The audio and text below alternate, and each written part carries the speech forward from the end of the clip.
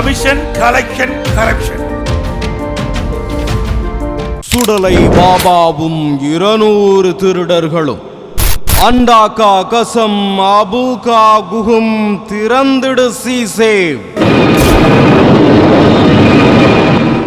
அலிபாபாவும் 40 திருடர்களும் படத்துல அண்டாகா கசம் மந்திரத்தை சொன்னதும் புதையல் நிறைஞ்ச ஒரு குகை திறக்கும். அந்த குகைக்குள்ள அலிபாபா நுழைஞ்சு மக்கள் கிட்ட இருந்து திருடர்கள் கொள்ளையடிச்சு வச்சிருந்த தங்கம், வைரம், நவரத்தின கற்களை தாறுமாறா அள்ளுவாரு. தமிழ்நாட்டிலையும் இப்ப ஒரு அலிபாபா திருடர்கள் கதை நடந்துட்டு இருக்கு. தமிழ்நாடுங்கிறது ஒரு புதையல் குகை. இங்க சுடலை பாபா தான் அலிபாபா.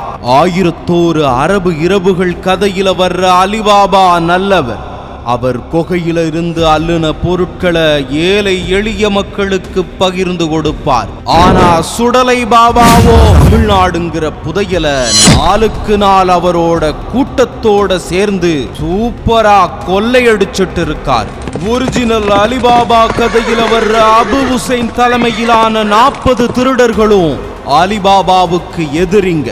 ஆனா இங்கேயோ திமுக அமைச்சர்கள், எம்எல்ஏக்கள், மாவட்ட செயலாளர்கள்னு 200க்கும் மேற்பட்ட திருடர்கள் சுடலை பாபா தலைமையில தமிழ்நாட்டோட செல்வத்தை சூறையாடிட்டு இருக்காங்க.